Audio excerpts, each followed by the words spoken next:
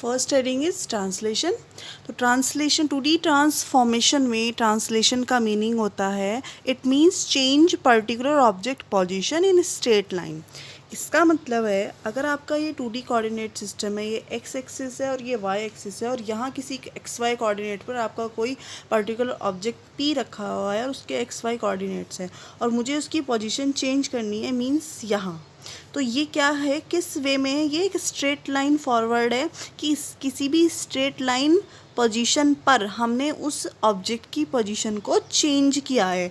मैं अब इस ऑब्जेक्ट को यहाँ पर ट्रांसफॉर्म कर दूँ या इस ऑब्जेक्ट को यहाँ ट्रांसफॉर्म कर दूँ, यहाँ भी ये एक स्ट्रेट लाइन रहेगी, या मैं यहाँ कर दूँ तभी ये क्या रहेगी आपकी एक स्ट्रेट लाइन होगी।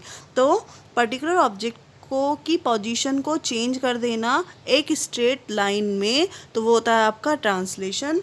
अगर ये पर्टिकुलर पोजीशन के पॉइंट्स p x y हैं तो जो पोजीशन हम चेंज कर रहे हैं उसकी कोऑर्डिनेट्स क्या ले लेंगे हम p डैश, और उसके x y कोऑर्डिनेट भी क्या हो जाएंगे x डैश और y डैश। उसके बाद अब जो ये इनके बीच में स्पेस आता है, इसे ये एक डिस्टेंस है, इस डिस्टेंस को हम बोलते हैं ट्रांसलेशन डिस्टेंस, यानी कि इसे डिनोट कर देते हैं हम t से। t क्या है हमारा, ट्रांसलेशन डिस्टेंस, क्योंकि ये ट्रांसलेशन के टाइम पे मूवमेंट जो शिफ्टिंग हुई है उस बीच में डिस्टेंस ली गई है, इसलिए इसका नाम रख दिया गया है ट्रांसलेशन डिस्टेंस। अब ये क्या है, आपका सोर्स है, ये आपका डेस्टिनेशन है, तो सोर्स से डेस्टिनेशन के बीच की डिस्टेंस को हम क्या बोलते हैं, आपकी ट्रांसलेशन डिस्टेंस। और सोर्स के कोऑर्डिनेट क्या हैं आपके, सोर्स के कोऑर्डिनेट्स हैं आपके p x y और डेस्टिनेशन के कोऑर्डिनेट्स हैं आपके p डैश x डैश और y डैश। ठीक है, अब जो इसकी ये ट्रांसलेशन डिस्टेंस है वो क्या है, हमारी t है। तो इस पोजीशन से इस पोजीशन तक की जो हमारी अब डिस्टेंस है, अब t डिस्टेंस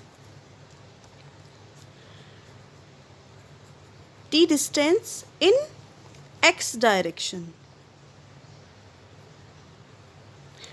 इस डिस्टेंस का जो मीनिंग है वो यहाँ पर सिर्फ इतना है कि जब ये पॉइंट यहाँ से यहाँ पर मूव हुआ है तो ये पर्टिकुलर कोई एक्स वाई है, यहाँ तक अगर ये x गया है मींस ये वाली x की डिस्टेंस काउंट होगी, यहाँ तक इतना x हमारा इंक्रीज़ हुआ है। तो ये जो x की हमारी डिस्टेंस है, तो t distance in x direction क्या हो जाएगी हमारी tx।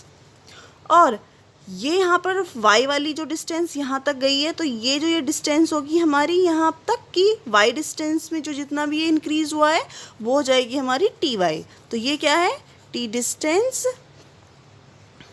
इन y डायरेक्शन। अब हमारे पास p x y है और t x डायरेक्शन में tx डिस्टेंस है और y डायरेक्शन में ty डिस्टेंस है। मतलब कि x में अगर मैं tx ऐड कर दूँ तो px डैश मिल जाएगा मुझे, और अगर मैं y में हमारी जो y कोऑर्डिनेट है y कोऑर्डिनेट में ty डिस्टेंस जोड़ दूँ तो मुझे क्या मिल जाएगा, y डैश कोऑर्डिनेट मिल जाएगा। तो यहाँ पर हमें बस यही करना होता है क्या कि p डैश x डैश और y डैश, हमारे पास पर्टिकुलर पोजीशन गिवन होती है p x y की और हमें फाइंड करनी होती है p dash x dash y dash की वैल्यू फाइंड करनी होती है। और वो हम कैसे फाइंड करते हैं, उसमें t डिस्टेंस ट्रांसलेशन डिस्टेंस को ऐड करके। तो हमारे जो next p dash x y dash होंगे वो क्या होंगे, x डैश हो जाएंगे हमारे x प्लस टी एक्स और y डैश हो जाएगा हमारा y प्लस टी वाई। अब बस हमें वो मैट्रिक्स फाइंड करनी होती है जिसके थ्रू हम t डैश और p डैश के x डैश और y डैश कोऑर्डिनेट को निकालते हैं। तो अब इसे किस में रख देंगे, in the form of matrix. p dash का क्या मतलब है, t हमने जो ट्रांसलेशन डिस्टेंस है उसको t से डिनोट किया, प्लस p जो हमारे ओरिजिनल कोऑर्डिनेट की पोजीशन है वो क्या हमारी p, और निकालना क्या हमें p डैश। अब हमारे p डैश के कोऑर्डिनेट्स क्या हैं, हमारे x डैश y डैश। ये मैंने ऐसे क्यों लिखा, ये लिखा मैंने मैट्रिक्स के फॉर्मेट में।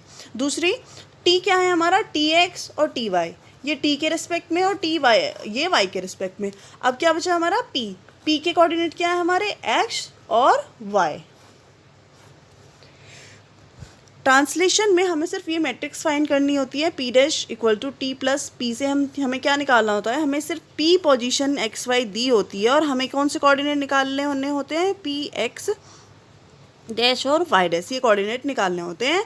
पी एक्स वाई की पोजीशन में ट्रांसलेशन डिस्टेंस को ऐड कर दिया जाता है, एक्स के रेस्पेक्टिव में एक्स को तो एक्स डैश निकल जाएगा, वाई के रेस्पेक्ट में वाई डैश टी वाई को ऐड कर देते हैं तो वाई डैश निकल आएगा।